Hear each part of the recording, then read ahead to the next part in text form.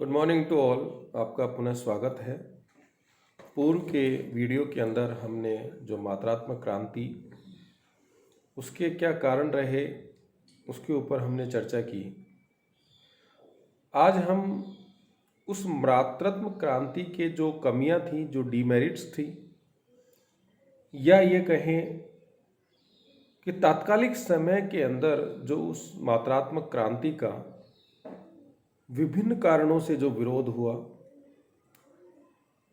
वो विरोध चाहे इस आधार पे हो कि भूगोल को एक गणितीय स्वरूप देने से, उसकी वस्तुनिष्ठता सुनिश्चित करने से जो मानव और वातावरण के मध्य संबंधों को भावनाओं के आधार पर, इच्छाओं के आधार पर, अपेक्षाओं के आधार पर जो एक समझने की प्रवृत्ति थी, उससे इस मात्रात्मक क्रांति ने भूगोल को दूर कर दिया। और भूगोल जो विषय है उसको इस तरह से स्थापित कर दिया जैसे कि वह केवल एक मैथमेटिकल टूल है, तथ्यों का एक विश्लेषण है, सूचनाओं का एक संग्रह है, जो कि वास्तविक धरातल पर जो समस्याएं थी उनको समझने में ये जो मात्रात्मक क्रांति रही, तात्कालिक जो अवधारणाएं रही, तात्कालिक जो मॉडल रहे, वो उन समस्याओं को दूर करने में सक्षम नहीं रहे। जब हमने मात्रात्मक क्रांति की आलोचना की तब हमने ये भी कहा कि मात्रात्मक क्रांति ने संसाधनों के दोहन को बढ़ा दिया या मनुष्य को पृथ्वी पर उपलब्ध सभी संसाधनों की सूचना होती है, इस तरह की जो अतिशयोक्तिपूर्ण जो बातें थी उसका विरोध हुआ बाद में। और पूंजीवाद से जनित जो समस्याएं थी वो प्रादेशिक असमानता के दृष्टिकोण से हो सकती है, वो बेरोजगारी के दृष्टिकोण से हो सकती है, जो विभिन्न क्षेत्रों के अंदर जो विकास में असमानताएं हैं, रीजनल इम्बैलेंस है, वो चीज़ें हो सकती है। उन चीज़ों का जो समाधान जो है वो मात्रात्मक क्रांति नहीं ढूंढ पाई और कहीं न कहीं जो एक शोषणकारी वाली जो प्रवृत्ति थी उसको इसने स्थापित कर दिया। तो उस प्रवृत्ति, उस मात्रात्मक क्रांति के जो दृष्टिकोण ने जो तात्कालिक समय के अंदर जनित जो समस्याएं थी विभिन्न क्षेत्रों के अंदर, बच्चों से संबंधित भी थी, महिलाओं से संबंधित भी थी, नृजातीय जो भेद थे उसके आधार पर असमानताएं थी, विकसित और विकासशील देशों के मध्य असमानता थी, उन विषयों को जो पूंजीवाद की जो अवधारणा थी, इन समस्याओं को जिसने बढ़ा दिया, उसके प्रतिक्रिया के रूप में एक आंदोलन उठा। उसी को रेडिकलिज्म कहते हैं, उग्र सुधारवाद कहते हैं। और ये जो रेडिकलिज्म है इसको विकास का जो आधार प्रदान किया वो तात्कालिक जो समस्याएं थी, जो यूरोप में भी थी समस्याएं, अमेरिका में तात्कालिक समय के अंदर जो समस्याएं थी, जैसे विभिन्न क्रांतियों के संदर्भ में, मात्रात्मक क्रांति के संदर्भ में जो विकास जो जहां अमेरिका में हुआ तो उसका प्रभाव सबसे ज्यादा अमेरिका में देखने को मिला, कैपिटलिज्म का सबसे ज्यादा प्रभाव अमेरिका में देखने को मिला। और उसके जो नकारात्मक जो प्रभाव थे तात्कालिक दृष्टिकोण में, तो वो प्रभाव भी अमेरिका में देखने को मिले। तो तात्कालिक जो स्थितियां अमेरिका में रही, जो कि इस रेडिकलिज्म की जो अवधारणा थी उसको प्रोत्साहित किया, उनका अध्ययन हम यहाँ आज के वीडियो में करेंगे। साथ ही इंटेलेक्चुअल लेवल पे, बौद्धिक लेवल पे लोगों ने विभिन्न शोध पत्रिकाओं के माध्यम से लोगों के विचारों को लोगों तक पहुंचाने का जो काम किया, उसकी चर्चा हम यहाँ करेंगे। अगर हम अर्थ की बात करें तो विकास के दृष्टिकोण से बात करें तो मात्रात्मक जो क्रांति है उसका जो जन्म था वो 1970 में हुआ। और कारण केवल जो मात्रात्मक क्रांति की विचारधारा थी, जो पॉजिटिविज्म की जो अप्रोच थी, उसके प्रतिक्रिया के स्वरूप ये चीज निकल के आई। रिचर्ड पिट जिसका योगदान इस उग्र सुधारवाद के अंदर महत्वपूर्ण रहा, वो ये कहता है कि स्थापित मूल्यों के प्रति नकारात्मक प्रतिक्रिया ही रेडिकलिज्म है। जिन मूल्यों को तात्कालिक समय के अंदर स्वीकार किया गया लेकिन वो तात्कालिक समस्याओं के समाधान करने में असफल रहा, तो उसके प्रति जो रिएक्शन थी वो रिएक्शन ही रेडिकलिज्म है। रिचर्ड पिट का ये मानना था। अब यह जो अवधारणा जो उग्र सुधारवाद 1970 में आया, इसकी जो नेगेटिव या उग्रवाद जो प्रतिक्रिया जिनके लिए आई, तो ये जो रिफॉर्म जो हुए वो पूरे भूगोल में हुए, मानव भूगोल में हुए, और जो परंपरागत मानव भूगोल में जो प्रत्यक्षवाद को इतना स्वीकार कर लिया गया था उसकी आलोचना के रूप में ही आया। 1981 के अंदर होल्ट और जैनसन ने कहा कि जहां पर कल्याणकारी भूगोल, इन्होंने एक चीज तात्कालिक समय के अंदर ही दो तरह की विचारधारा भी चल रही थी। कल्याणकारी भूगोल, वेलफेयर ज्योग्राफी की हम बात वहां कर रहे थे, लेकिन वेलफेयर जो ज्योग्राफी था वो उस तरह की प्रतिक्रिया नहीं थी, तात्कालिक समय परिस्थितियों के अंदर काम कर रहा था, उसका उस तरह से विरोध नहीं कर रहा था। वर्तमान आर्थिक सामाजिक ढांचे के अंतर्गत वो कार्य कर रहा था, लेकिन जो रेडिकलिज्म था, जो उग्र सुधारवाद था, वो सिद्धांत प्रगत रूप में परिवर्तन की जो मांग है, यानी जो तात्कालिक समय के अंदर जो चीजें चल रही थी उसकी प्रतिक्रिया करता है, उसको उस रूप में स्वीकार नहीं करता है, वो तात्कालिक इकोनॉमिक और सोशल जो स्ट्रक्चर है उसको नकारता है। वो डेविड हार्वे की बात करें 1973 के अंदर, उनकी एक पुस्तक थी सोशल जस्टिस एंड सिटी, सामाजिक न्याय तथा नगर। उन्होंने कहा कि भूगोल में मार्क्सवादी सिद्धांत का प्रतिपादन किया कहीं न कहीं जो हार्वे था, जो क्वांटिटेटिव रिवोल्यूशन था, जो कैपिटलिज्म का सपोर्ट करता है, जिसके कारण रीजनल इंबैलेंस की स्थितियां हुई, गरीबी की स्थितियां देखने को मिली। वहीं जो रेडिकलिज्म है वो मार्क्सवाद का समर्थन करता है, संसाधनों के ऊपर समाज के अधिकार की बात करता है, क्षेत्रीय विभिन्नताओं के दूर की वो करने की बात करता है, संस्थाओं के विकेंद्रीकरण की बात करता है, डिसेंट्रलाइजेशन की बात करता है। तो ये मार्क्सवाद का जो समर्थन था। इस तरह से डेविड हार्वे जो है पूंजीवाद का बड़ा विरोध करता है, क्योंकि पूंजीवाद मात्रात्मक और प्रत्यक्षवाद का समर्थन करता है। हार्वे ये कहता है कि पूंजीवाद सामाजिक आर्थिक समस्याओं को जन्म देता है, वहीं जो रेडिकलिज्म है वो इनके लिए दूर करने के लिए प्रयास करता है, नीतियों का निर्माण करता है, आइडेंटिफाइड करता है कि किस तरह से हम क्षेत्रों का विविधताओं को दूर करके एक इक्वल डेवलपमेंट की बात ये करता है। रिचर्ड पिट की जैसे हमने बात की 1977 की, उसने कहा कि उग्र सुधारवादी आंदोलन या भूगोल परंपरागत भूगोल के विरुद्ध नकारात्मक प्रतिक्रिया के रूप में निकल के आता है, और उसका जो उद्देश्य था, रिचर्ड पिट का जो उद्देश्य था वह था सुधारवादी विज्ञान को विकसित करना, रिफॉर्मेटिक एक्शन लेने की बात करता है। वो ये कहता है कि घटनाओं को केवल देखने से काम नहीं चलेगा, जो घटनाएं घटित तो हो रही हैं उन घटनाओं को कैसे रोका जाए, उस तात्कालिक समस्याओं का समाधान क्या हो सकता है, उसके ऊपर ये जोर देता है। एक क्रांतिकारी अप्रोच के रूप में अपने विचारों को रखता है। घटनाओं को घटते देखता नहीं है, बल्कि उसमें तात्कालिक क्या समाधान हो सकते हैं उसके सुधार की बात यहाँ पर रिचर्ड पिट रेडिकलिज्म के अंतर्गत रखता है। लक्षणों की हम बात करें तो ये पूंजीवादी देशों में जो असमानताएं हैं, भेदभाव, अभाव, हेल्थ रिलेटेड जो समस्याएं थी, अपराध, पर्यावरण अवनयन, जो quantitative revolution maximum resources exploration की बात करता था, जिसके कारण एनवायरमेंटल डिग्रेडेशन हुआ, उन मुद्दों की तरफ ये अपना ध्यान आकर्षित करता है। जो पॉजिटिज्म और क्वांटिटेटिव रिवोल्यूशन की जो कमियां थी, डीमेरिट्स थी, उनकी तरफ ध्यान आकर्षित करता है। तात्कालिक समय के अंदर जो महिलाओं के साथ जो भेदभाव किए जा रहे थे उनको दूर करने की बात करता है, कल्चरल रिफॉर्म की बात करता है, कल्चरल रिवोल्यूशन की बात करता है, रीजनल इम्बैलेंसेस को दूर करने की बात करता है,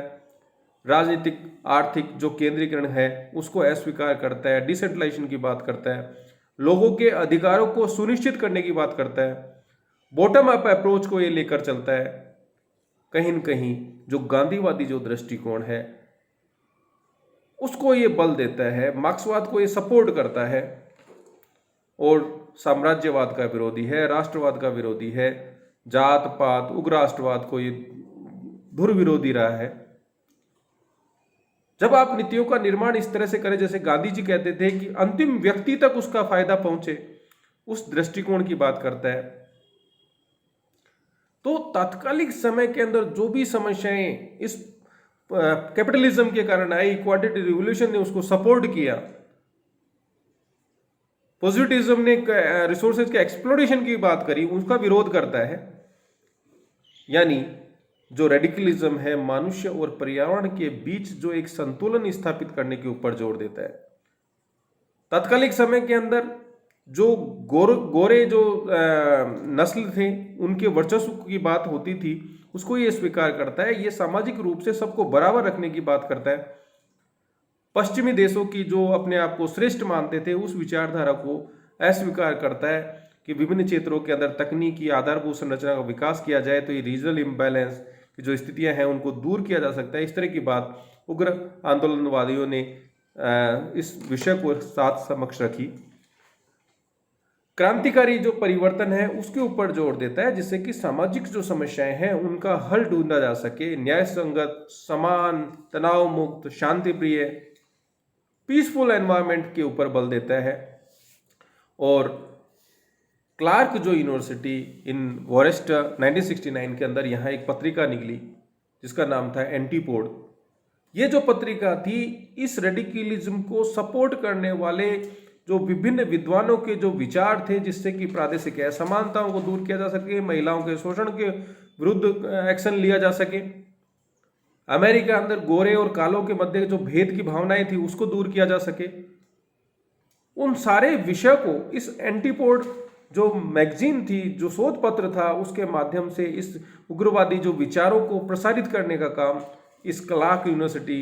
के द्वारा संचालित इस एंटीपोड जो मैगजीन थी, इसने इस रेडिकलिज्म को एक महत्वपूर्ण आधार प्रदान किया। इसका एक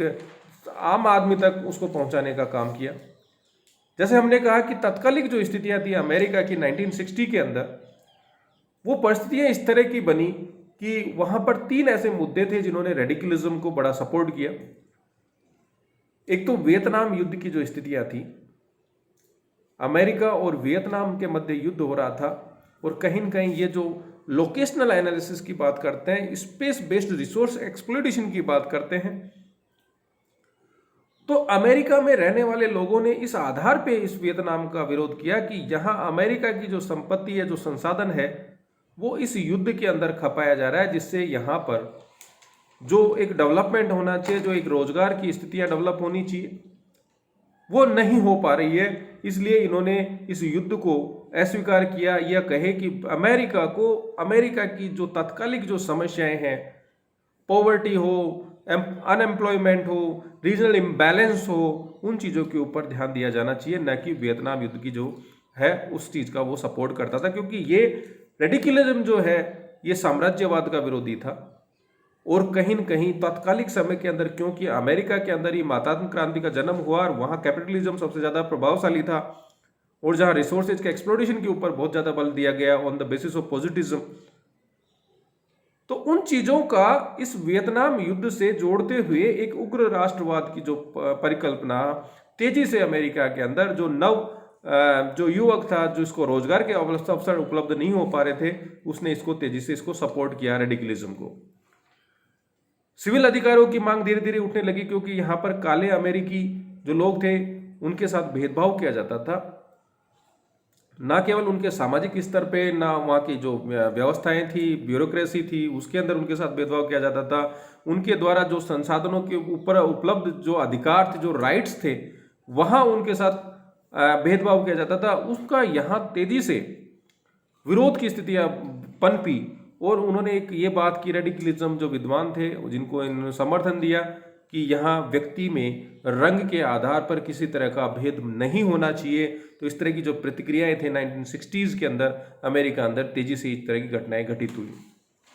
गरीबी, नगरीय अल्पसंख्यकों के प्रति असमानता, ग्रामीण क्षेत्रों में जो अभाव था, वो चीज़ें यहाँ देखने को मिली। जैसे वियतनाम युद्ध के अंदर जो संसाधन उसमें खपा दिए जा रहे थे, उसके कारण एक पॉवर्टी, एक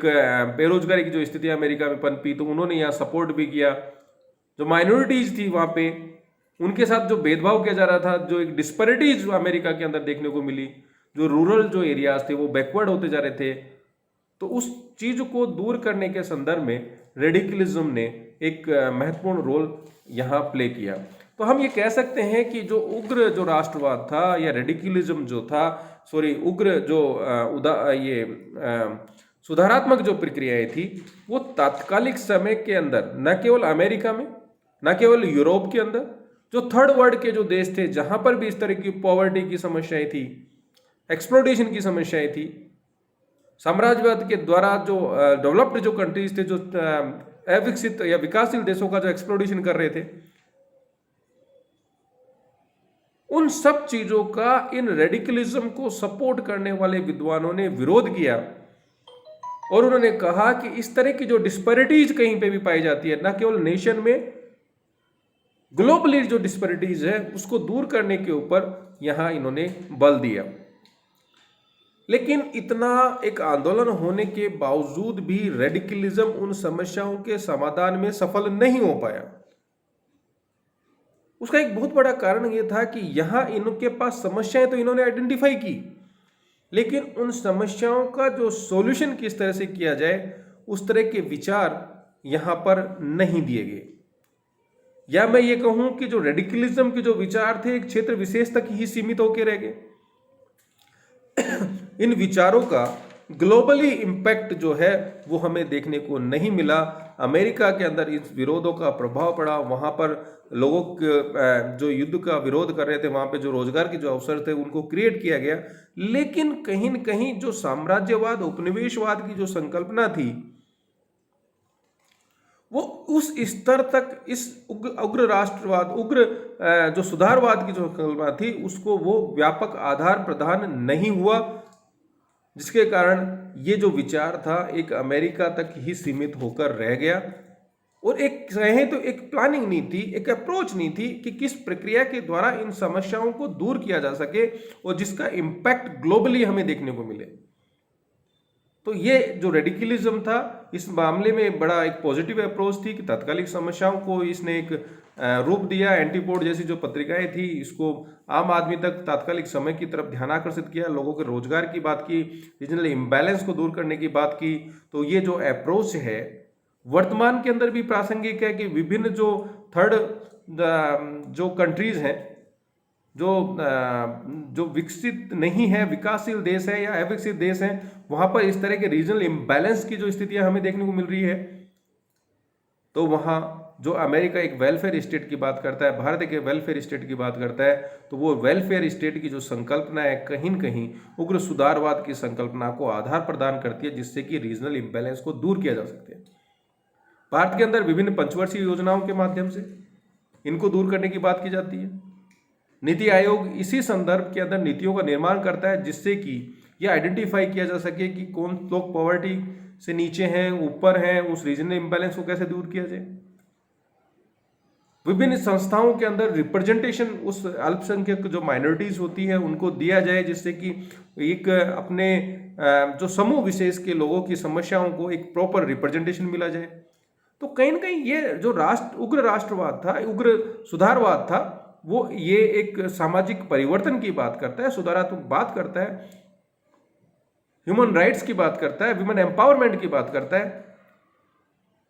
तो ये चीजें तत्कालिक समय के अंदर अमेरिका में हुई, लेकिन वर्तमान में भी जो रेडिकलिज्म जो थर्ड वर्ल्ड है उनके लिए अभी भी प्रासंगिक बना हुआ है, जिससे कि उनके अधिकारों को सुनिश्चित किया जा सके। लेकिन इसको इम्प्लीमेंट करने के लिए एक पूरी नियोजित जो प्रणाली थी उसको विकसित नहीं किया जाना, इसकी एक समस्या भी रही। धन्यवाद।